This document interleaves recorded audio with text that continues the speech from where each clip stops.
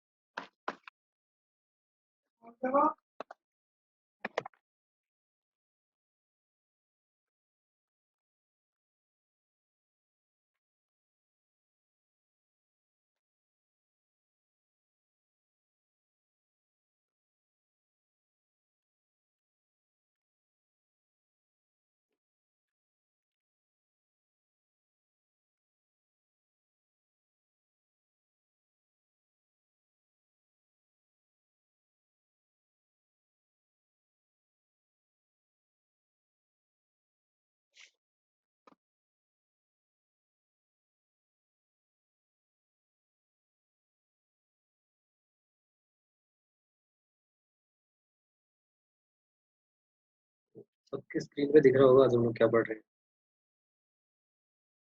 हम लोग बायो का नेक्स्ट चैप्टर पढ़ रहे हैं जिसका नाम है नेक्स्ट चैप्टर ही नेक्स्ट टॉपिक पढ़ रहे हैं बायो का, जिसका नाम है न्यूट्रिशन इन प्लांट्स। अभी तक हम लोगों ने न्यूट्रिशन कवर कर लिया है।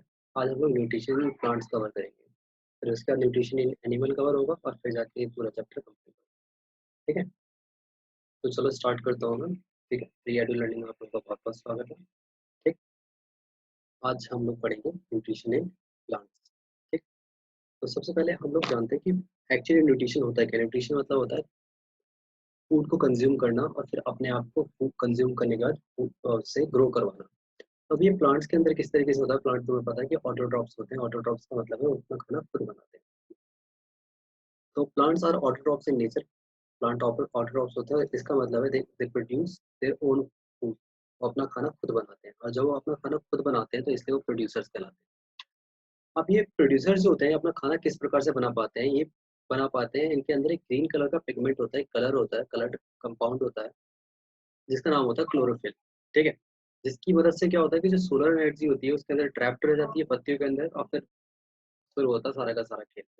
आपके पास सोलर एनर्जी कन्वर्ट होती है केमिकल एनर्जी में, और केमिकल एनर्जी फूड बना देती है। ठीक है, और इस पूरी प्रोसेस को हम लोग फोटोसिंथेसिस कहते हैं। ठीक है, यहाँ पे अगर मैं इसको तोड़ दूँ, जैसे कि हम लोग हर वर्ड को तोड़ने की कोशिश करते हैं, तो अगर मैं यहाँ पे तोड़ दूँ तो इसके दो पार्ट हैं, फोटो और फिर सिंथेसाइज। ठीक है, तो फोटो का मतलब होता है लाइट, ठीक है, और सिंथेसाइज मतलब होता है बनाना। ठीक है, टू मेक। ठीक है, तो लाइट की मदद से बनाने को हम लोग फोटोसिंथेसिस कहते हैं। ठीक है,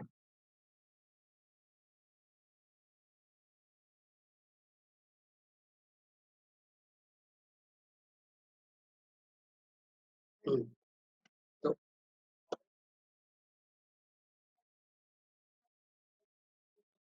नेक्स्ट आता है आपके पास फोटोसिंथेसिस की डेफिनेशन।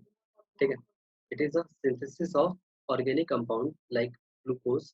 ठीक है, ये ऑर्गेनिक कंपाउंड लाइक ग्लूकोज को बनाना है, सिंथेसिस मतलब बनाना, फ्रॉम सिंपल इनऑर्गेनिक कंपाउंड।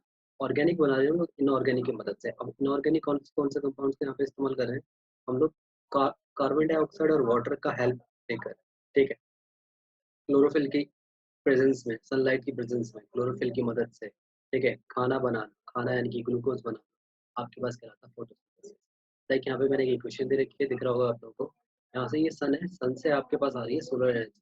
ठीक है, सोलर एनर्जी, और ये तुम लोग को सांस छोड़ते हो तो कार्बन डाइऑक्साइड मिलती है, और इसके अलावा एटमोस्फेयर में पहले से ही कार्बन डाइऑक्साइड अवेलेबल है, तो वो CO2 प्लस जमीन के अंदर से रूट्स की हेल्प से वाटर ले लिया जाता है। जब 6 times of CO2 plus 6 times of H2O ले लिया तो 6 कार्बन यहाँ पर आ गया, तो 6 कार्बन वाला मॉलिक्यूल प्रिपेयर हो गया जिसका नाम है glucose. C6H12O6 plus 6O2 release हुआ।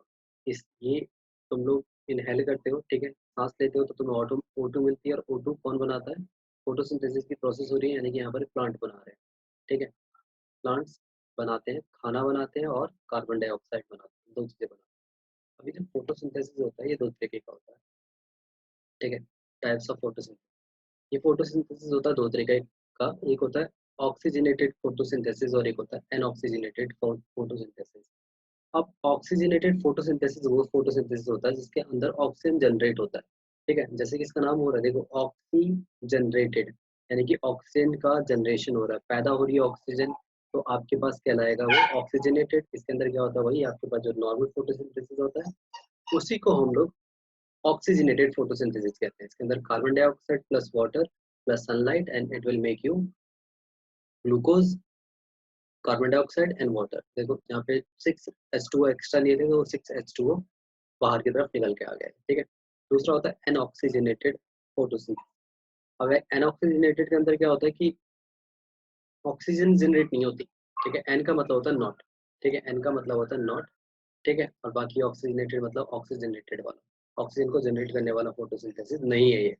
इसके अंदर क्या होता है आपके पास, यहाँ पे ओ की जगह पर, देखो यहाँ पे ओ की जगह पे हम लोग ले लेते हैं कोई भी ए कंपाउंड, ठीक है। अब ए क्या हो सकता है आपके पास, एस हो सकता है, या फिर कुछ भी नहीं हो सकता, कोई और इलेक्ट्रॉन डोनर कंपाउंड हो सकता है। तो वही आपके पास CO2 प्लस H2A ले लिया हम लोगों ने। यहाँ पे लाइट एनर्जी की प्रेजेंस से CO2 का कंपाउंड बनेगा, कार्बोहाइड्रेट बनेगा। इसके अलावा 2 टाइम्स ऑफ ए निकलेगा, ठीक है। अब ए यहाँ पे एस हो सकता है क्योंकि ओ तो हम लोग ले नहीं सकते, और क्या कोई और कंपाउंड हो सकता है, और वाटर यहाँ पे रिलीज होगा। इस तरीके से आपके पास ये रिएक्शन जाती है। एक ऊपर वाले में हम लोगों ने H2O एक्स्ट्रा क्यों लिए थे, ताकि हम लोग नीचे वाले को एक्सप्लेन कर सकें कि यहाँ पे H2O निकला कहाँ से, ठीक है। और नीचे वाले में H2O ऐसे निकला कहाँ से, ये जो CO2 का O2 है, ये भी आपके पास थोड़ा सा पार्ट H को मिलता है तो वहाँ से निकलता है, ठीक। फिर नेक्स्ट आता है आपके पास फोटोसिंथेसिस के पार्ट। अब ये जो फोटोसिंथेसिस होती है, ये मेनली दो पार्ट्स में डिवाइडेड होती है। पहला पार्ट है आपके पास लाइट डिपेंडेंट रिएक्शन, ठीक है, और दूसरा light independent reaction. Light dependent में आपके पास सनलाइट की रिक्वायरमेंट होती है, और लाइट इंडिपेंडेंट में सनलाइट की रिक्वायरमेंट नहीं होती, ठीक है। तो नॉर्मल फोटोसिंथेसिस की रिएक्शन आपको पता है क्या होती है, 6CO2 plus 12H2O plus sunlight, sunlight sun से मिलेगी हमें, ठीक है, gives you 6H12O6 that is glucose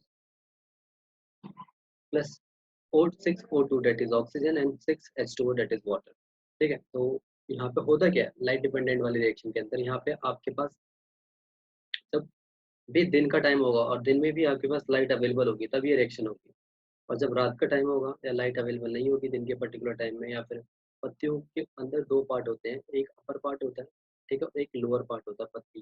अगर मैं फ्लैट एक लीफ को देखूँ, एक फ्लैट हॉरिजॉन्टल लीफ को देखूँ, तो जब सनलाइट पड़ेगी तो ऊपर की तरफ पड़ेगी ना सनलाइट, ठीक है, और एक एक पार्ट नीचे डार्क नीचे की तरफ बच जाएगा जहाँ पे सनलाइट नहीं पड़ेगी, डायरेक्ट सनलाइट नहीं पड़ेगी, तो उसके नीचे की साइड जो रिएक्शन होगी उसको लाइट इंडिपेंडेंट कहेंगे, और जो ऊपर की तरफ रिएक्शन होगी उसको लाइट डिपेंडेंट रिएक्शन कहेंगे। अब लाइट डिपेंडेंट रिएक्शन के अंदर मेन जो प्रोडक्ट होता है वो H2O से O2 प्रोड्यूस करना होता है, ठीक है। और लाइट इंडिपेंडेंट के अंदर CO2 से ग्लूकोज बनता है, यानी कि जो खाना बनता है वो नीचे की साइड से बनता है, नीचे वाले किचन के पार्ट से, और जो ऑक्सीजन बनता है वो ऊपर वाले पार्ट से बनता है, पत्ते के, ठीक है। लेमिना होता है पत्ते का, लेमिना ऊपर के पार्ट से ऑक्सीजन, नीचे के पार्ट से खाना, ठीक है। ऊपर वाले पार्ट में लाइट का इस्तेमाल हो रहा है, ठीक है, जिसकी मदद से O2 रिलीज हो रहा है, और नीचे वाले पार्ट में केमिकल्स का इस्तेमाल हो रहा है जिसकी मदद से ग्लूकोज निकलता है।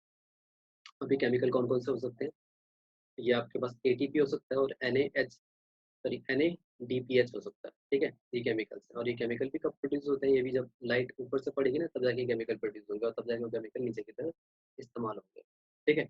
इसके अंदर लाइट का इस्तेमाल हो रहा है और यहाँ पे सिंथेसाइज हो रहा है, ठीक है।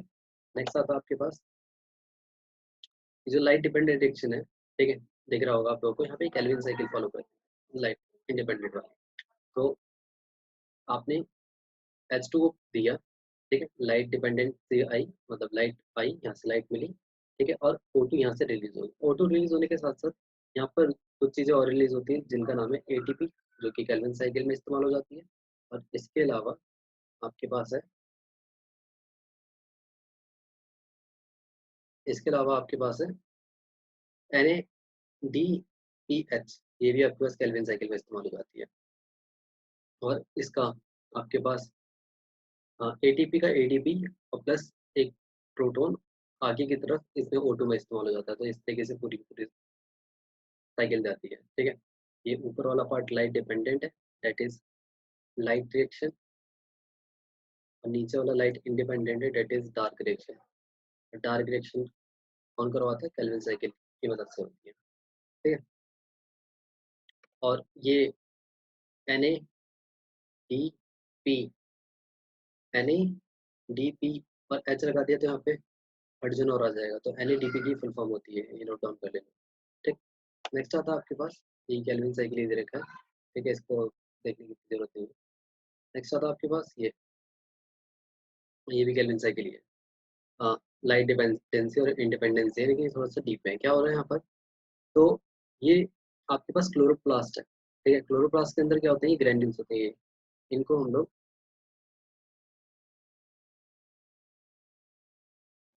क्लोरोफिल के अंदर एक ग्रैनल्स कहलाते हैं। ठीक है, अब ये क्या करते हैं, लाइट लेते हैं, ठीक है, लाइट लेने के बाद ये H2O लेते हैं, इधर से जड़ों के अंदर से H2O लिया, सन से लाइट लिया और O2 प्रोड्यूस कर दिया। O2 के अलावा ये लोग क्या करते हैं, ATP प्रोड्यूस करते हैं, फिर केल्विन साइकिल में इस्तेमाल होते हैं, वो CO2 लेता है और CO2 से फिर खाना प्रोड्यूस कर देता है।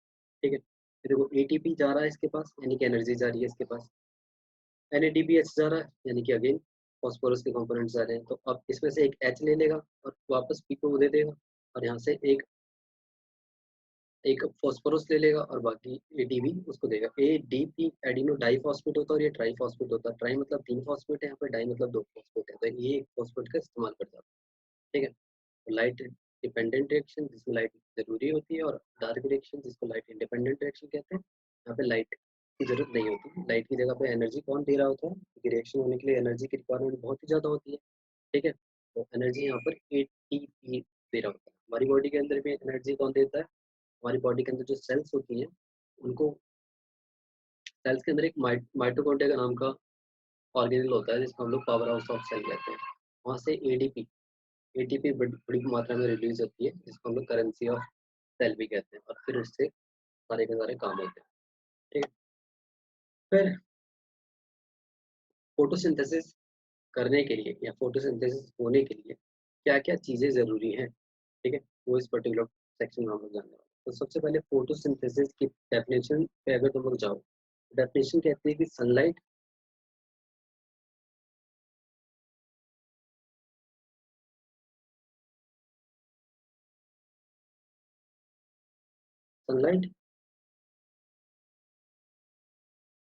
CO2, वाटर, ये डेफिनेशन में बोलता है, और इसके बाद O2 और ग्लूकोज देगा। ठीक है, तो ये चीज़ जो लेगा वो सारी के सारी एसेंशियल हैं, यानी कि ज़रूरतें हैं इसकी, आपके पास ये सारी की सारी ज़रूरतें हैं प्लांट की। फोटोसिंथेसिस करने के लिए ये सारी की सारी चीज़ें प्लांट को चाहिए ही चाहिए। तो उनमें से सबसे पहले लाइट। अब ये जो लाइट है, जो सन से लाइट आती है, उसके मेनली 3 कंपोनेंट्स होते हैं। एक होता है यूवी, एक होता है आपके पास विजिबल, और एक होता है इंफ्रारेड। जैसे कि यहाँ पे मैंने एक डायग्राम में दिखाया तुम्हें, ये जो यूवी वाला पार्ट है, ये तो तुम्हें पता है कि ब्लॉक हो जाता है स्ट्रेटोस्फेयर के ऊपर तक, नीचे अर्थ तक पहुंचना भाई हार्मफुल होता है बहुत ही ज्यादा।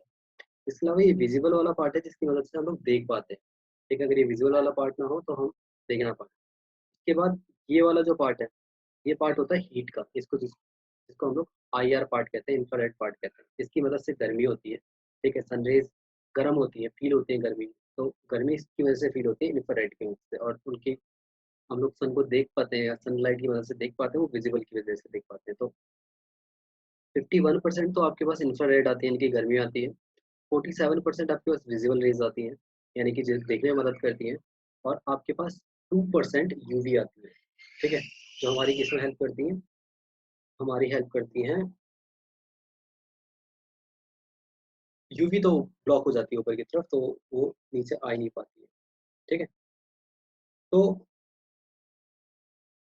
हाँ, इनमें से कौन सा वाला पार्ट फोटोसिंथेसिस के लिए जरूरी है, उनमें से बस ये जो विजिबल वाला पार्ट है यही रिक्वायरमेंट है। और विजिबल वाला पार्ट भी आपके पास पूरा रिक्वायरमेंट नहीं है। विजिबल वाला पार्ट जो होता है आपके पास 400 से लगभग 700 नैनोमीटर तक की जो वेवलेंथ होती है उसकी रिक्वायरमेंट होती है। उसमें से भी ये जो रेड वाला पार्ट है, ये देखो, maximum photosynthesis occur in red region. केवल ये रेड वाला पार्ट चाहिए, मेरे को पूरी लाइट चाहिए भी नहीं। ठीक है, ये ब्लू, वॉलेट और ग्रीन वाला पार्ट तो मतलब बहुत ही कम मात्रा में चाहिए। देख लेगा, the minimum photosynthesis in green region, सबसे कम ग्रीन रीजन में होता है, तो फिर ब्लू और बाकी पार्ट में तो होगा ही। ठीक है, क्यों क्यों होता है ऐसा, क्योंकि जो भैया पत्तियां होती हैं ऑलरेडी ग्रीन होती हैं और ग्रीन लाइट को पूरी तरीके से एब्जॉर्ब कर देंगे, ग्रीन लाइट का कोई फर्क नहीं पड़ेगा, तो फोटोसिंथेसिस ग्रीन वाले पार्ट में होगा ही कहाँ से। ठीक है, तो यही है सनलाइट के बारे में कि भैया सनलाइट सनलाइट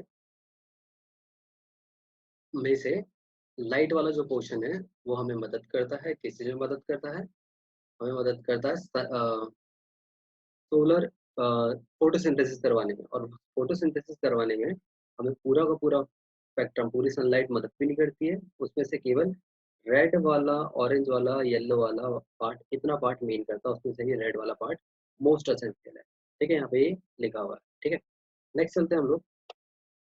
तो दूसरा असेंशियल्स में आता है आपके पास क्लोरोफिल। ठीक है, सनलाइट, क्लोरोफिल, CO2 और वाटर, तीनों को चारों को हम लोग एक एक करके पढ़ेंगे, तो उसमें से अगला पार्ट आता है आपके पास क्लोरोफिल। अभी क्लोरोफिल क्या होता है? क्लोरोफिल आपके पास मेनली एक ग्रीन कलर का पिगमेंट होता है जो कि ग्रीन लीव्स के अंदर पाया जाता है। ठीक है, अब इसका जो अमाउंट है वो डिफरेंट डिफरेंट प्लांट्स में, डिफरेंट डिफरेंट एरियल प्लांट्स में डिफरेंट डिफरेंट होता है।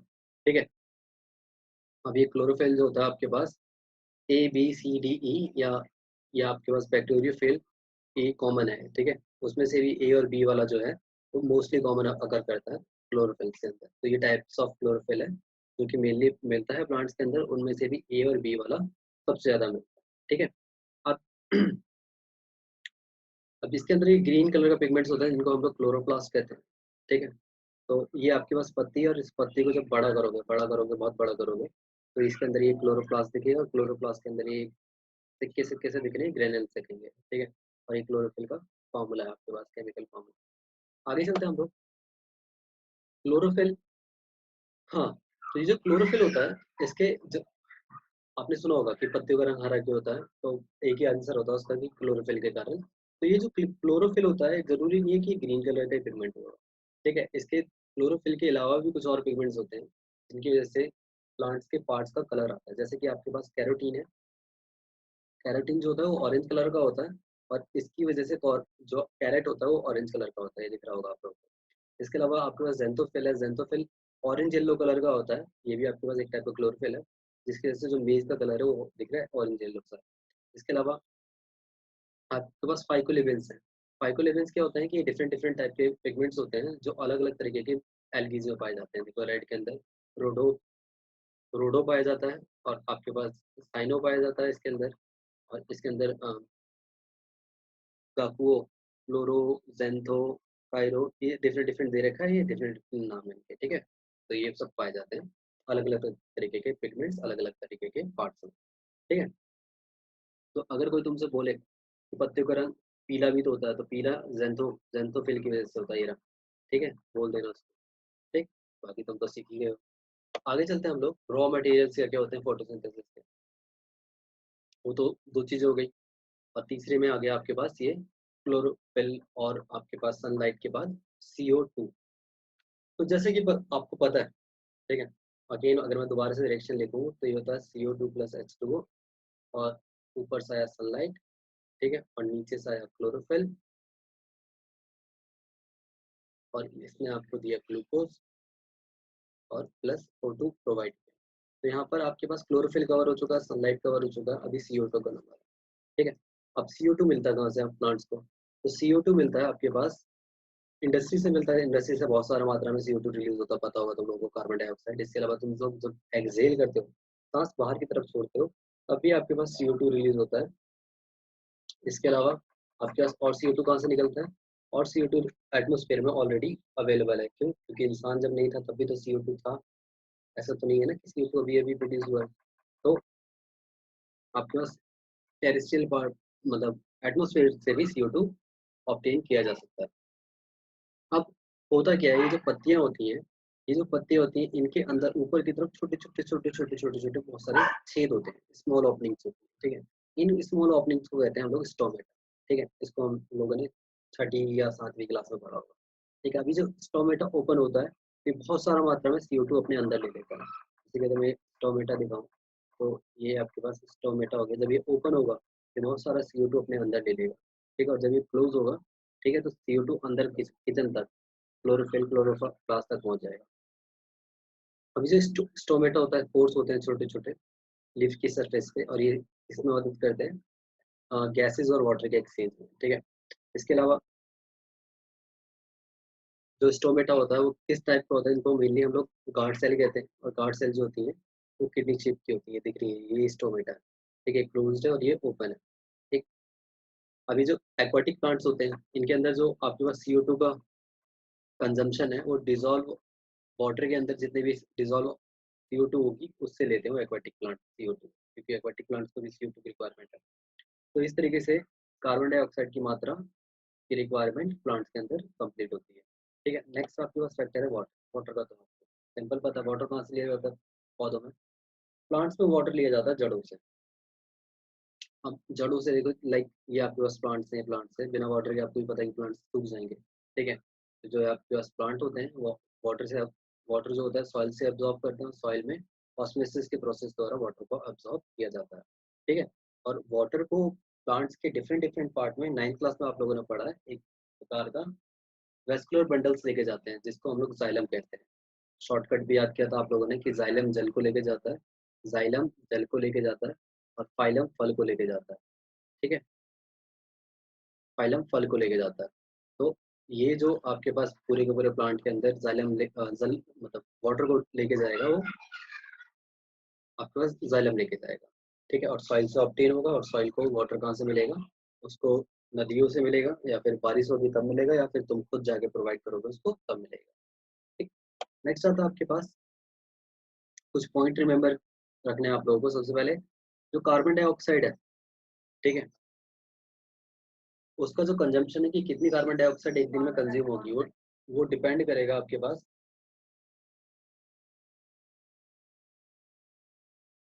वो डिपेंड करेगा आपके पास इंटेंसिटी ऑफ लाइट के ऊपर, ठीक है। लाइट जितनी तेज आएगी उतने तेज आपके पास कार्बन डाइऑक्साइड ऑब्जर्व होगा, ठीक है, एब्जॉर्ब होगा, सॉरी, एब्जॉर्ब होगा, ठीक।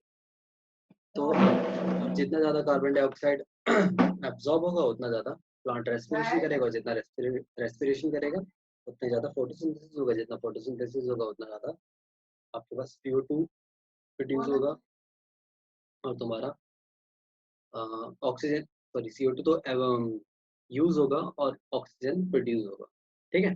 और इसके अलावा ग्लूकोज प्रोड्यूस होगा। लेकिन अभी हम लोग लास्ट में, जब लोग लास्ट क्लास तक पहुंचेंगे तो हम लोग ये भी जानेंगे कि किस तरीके से CO2 अफेक्ट करता है, ठीक है, फोटोसिंथेसिस को, या लाइट, या बाकी सारी चीजें।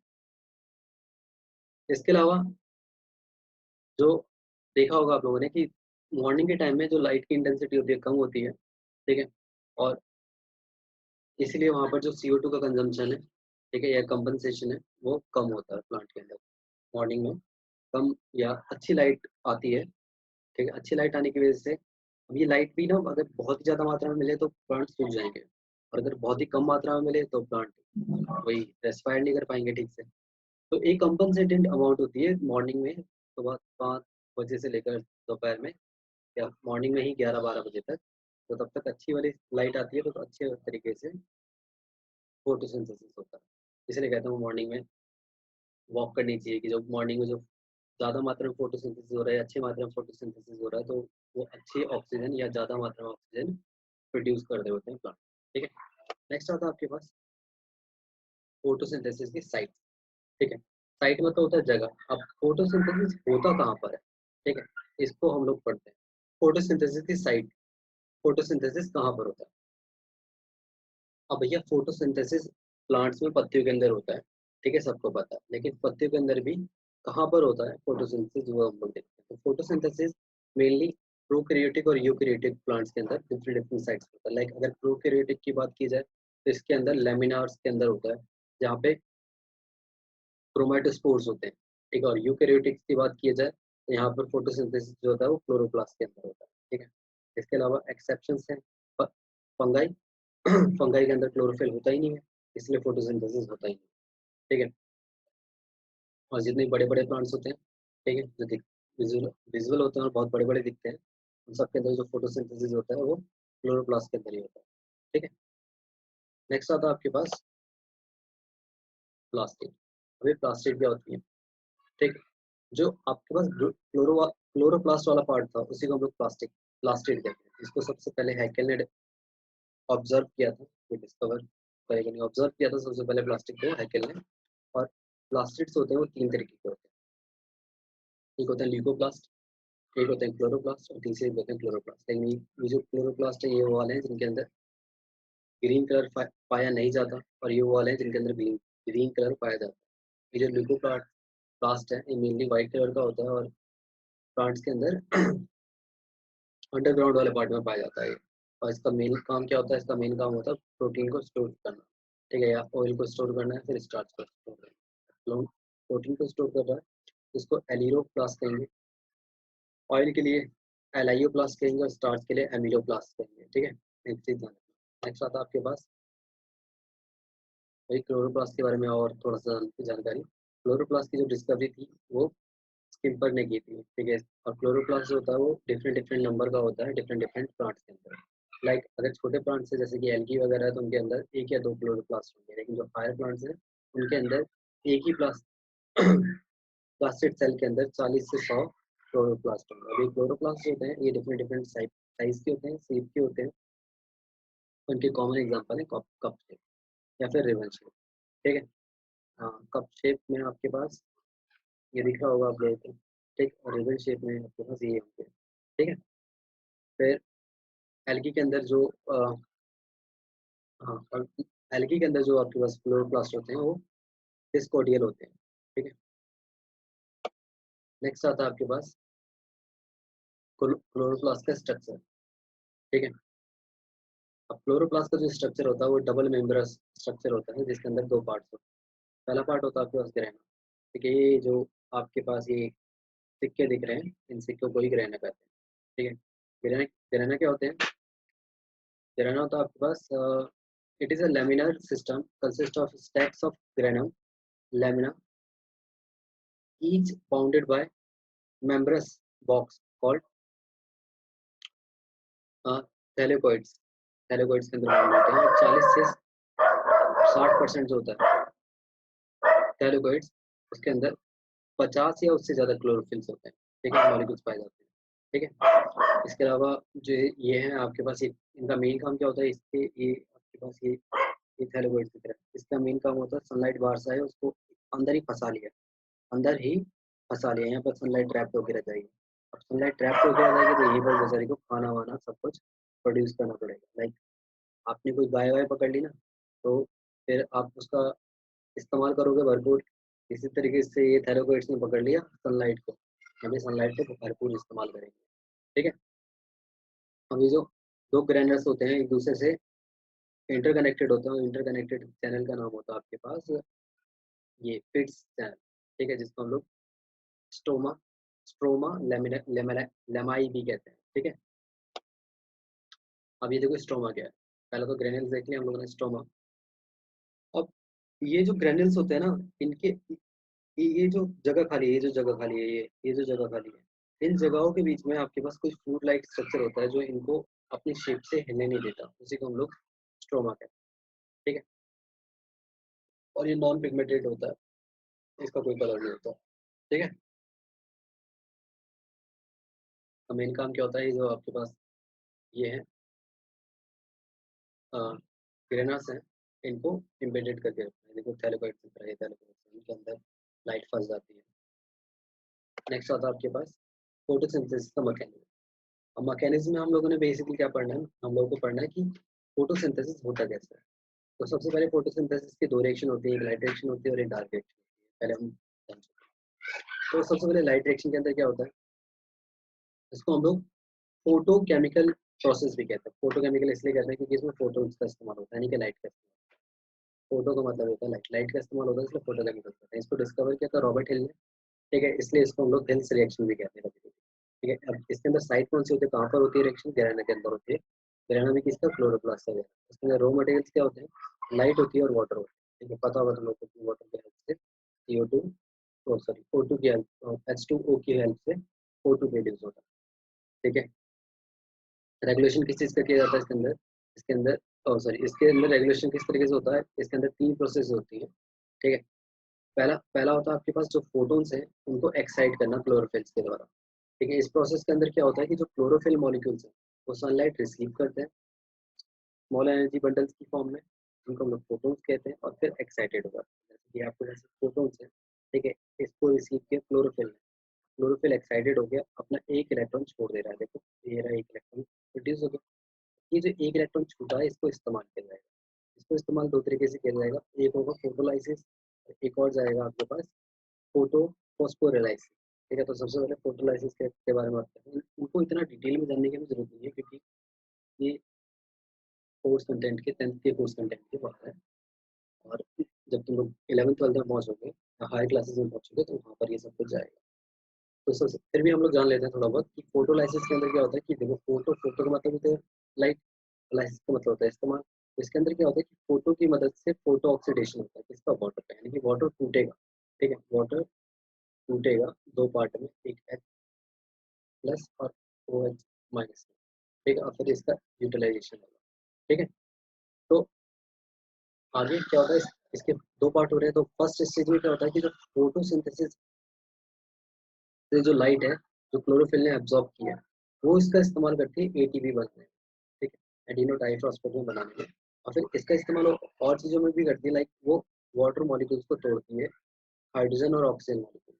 ठीक है, और इस स्प्लिटिंग को हम लोग फोटोलाइसिस कहते हैं। देखो ये H2O है, ठीक है, और ये टूटा है 2H, दो इलेक्ट्रॉन और हाफ O2 है, जो मैंने बताया था ना अभी, H2O टूटता है तो ये दो पार्ट में टूटता है, 2H और हाफ H2, हाफ O2।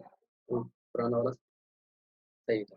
ठीक है, तो ये दो पार्ट में टूटते हैं। इसके अलावा ये जो दो पॉजिटिव आ चुके हैं, यानी कि दो नेगेटिव भी रहेंगे, तो इसके साथ दो इलेक्ट्रॉन भी प्रोड्यूस होते हैं, तो दो इलेक्ट्रॉन भी प्रोड्यूस होते हैं। ठीक है,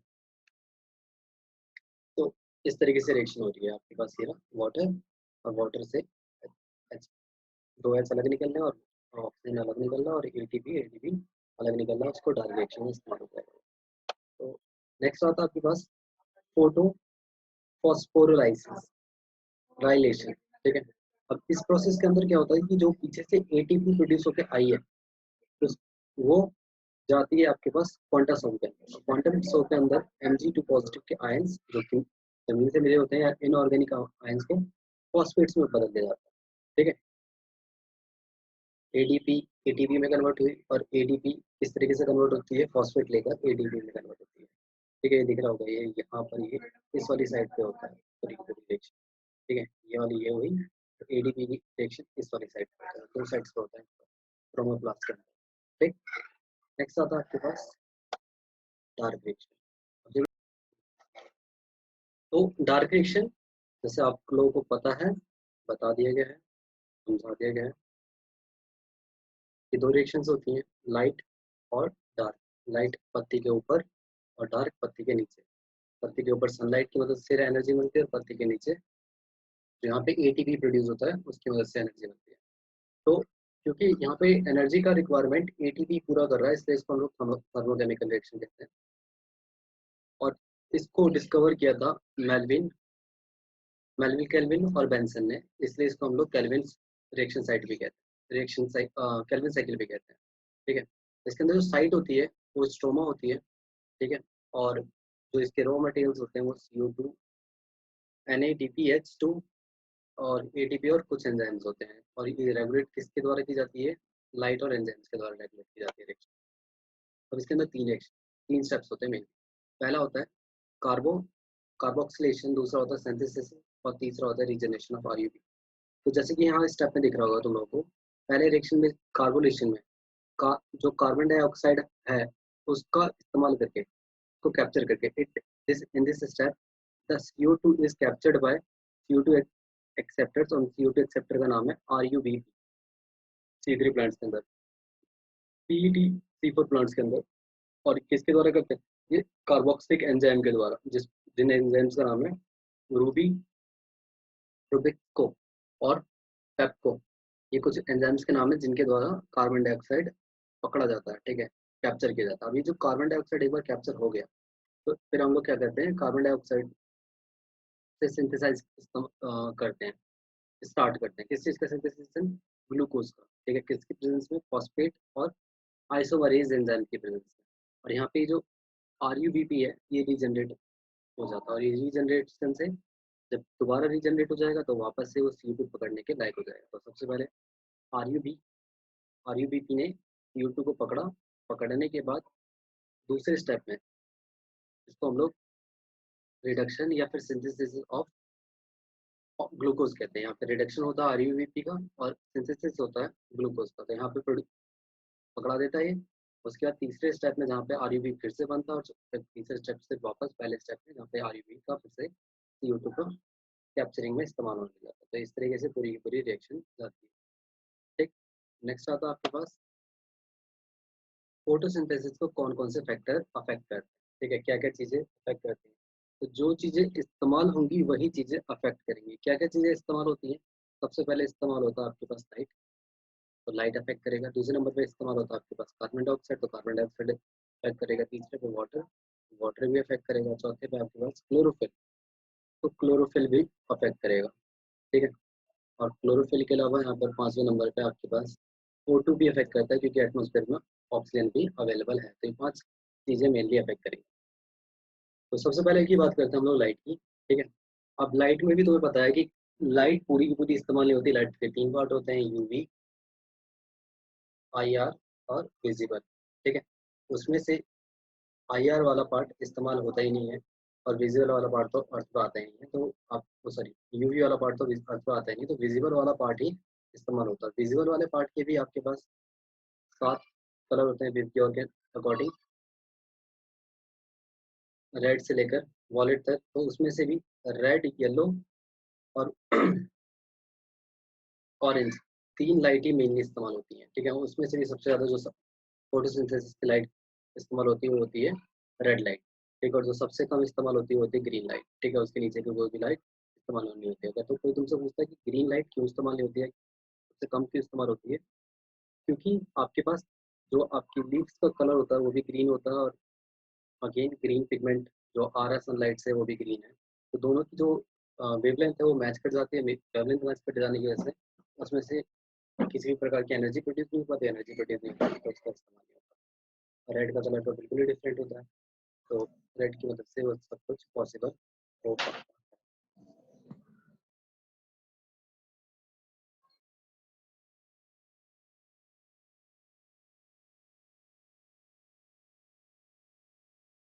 फिर इसके अलावा अगर लाइट की इंटेंसिटी बहुत ही ज़्यादा हाई हो जाए, ठीक है, तो इससे क्या होगा, रेट ऑफ फोटोसिंथेसिस बढ़ेगा नहीं बल्कि घट जाएगा, क्योंकि इससे ट्रांसपिरेशन रेट घट जाएगा। ठीक है, और फिर ट्रांसपिरेशन रेट घट जाने से फोटोसिंथेसिस भी कम होगा। इसके अलावा जो आपके पास क्लोरोफिल है उसका डीनेचरेशन हो जाएगा, डीनेचरेशन हो जाएगा तो फिर अगेन आपके पास फोटोसिंथेसिस का रेट घट जाएगा। तो अगर मैं ग्राफ की मदद से समझाना चाहूँ, तो अगर लाइट इंटेंसिटी एक पर्टिकुलर टाइम तक आती है, ठीक ठाक आती है, फोटोसिंथेसिस पहले बढ़ेगा और फिर उसके बाद लाइट इंटेंसिटी अगर तेज हो जाती है तो फोटोसिंथेसिस नॉर्मल हो जाएगा। दूसरा आता है आपके पास टेम्परेचर। अब बहुत ही ज़्यादा टेम्परेचर नहीं चाहिए होता हमें लोगों को फोटोसिंथेसिस करवाने के लिए और बहुत ही कम भी नहीं चाहिए होता। ऑप्टिमम टेम्परेचर चाहिए होता है जो कि 25 से 30 डिग्री सेल्सियस तक का होता है। ठीक है, जो कि और इसकी जो रेंज होती है वो 10 से 40 डिग्री सेल्सियस के बीच में हो सकती है। ठीक है, ये ऑप्टिमम टेम्परेचर है। यहाँ पर जो फोटोसिंथेसिस होगी वो बहुत ज़्यादा होगी, यानी कि बहुत ज़्यादा गर्मी पड़ रही है तभी फोटोसिंथेसिस नहीं होगा और बहुत ज़्यादा सर्दी पड़ रही है तभी फोटोसिंथेसिस नहीं होगा। ठीक है, इसके अलावा कुछ एल्गीज हैं जिनको हॉट स्प्रिंग ही चाहिए होता है, जो 60 से 70 डिग्री तक का नॉर्मल टेम्परेचर होता है। जैसे ये दिख रहा है कि रेट ऑफ फोटोसिंथेसिस है, रेट ऑफ फोटोसिंथेसिस है, तो टेम्परेचर बढ़ने के साथ साथ टेम्परेचर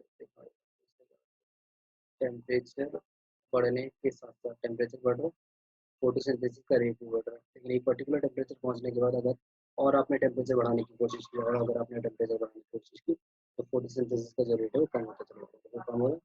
ठीक है, तो इस तरीके से काम रहता है। ठीक है, तीसरा आता है आपके पास कार्बन डाइऑक्साइड। तो कार्बन डाइऑक्साइड मेनली कैसे इफेक्ट होता है कि कार्बन डाइऑक्साइड की मात्रा एक बार बढ़ती है, फोटोसिंथेसिस का रेट भी बढ़ जाता है, लेकिन एक पर्टिकुलर रेंज के बाद जो कि होती है 0.1 से 0.9% की कंसंट्रेशन के बाद सैचुरेशन पॉइंट आ जाता है। फिर उसके बाद अगर आपने कार्बन डाइऑक्साइड बढ़ाया, फोटोसिंथेसिस पे कोई फर्क नहीं पड़ेगा।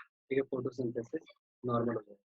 ठीक है, ये लीनियर हो जाएगा फोटोसिंथेसिस। फोटोसिंथेसिस ये है, फोटोसिंथेसिस और आगे नहीं बढ़ता लेकिन कार्बन डाइऑक्साइड बढ़ता चला जाएगा।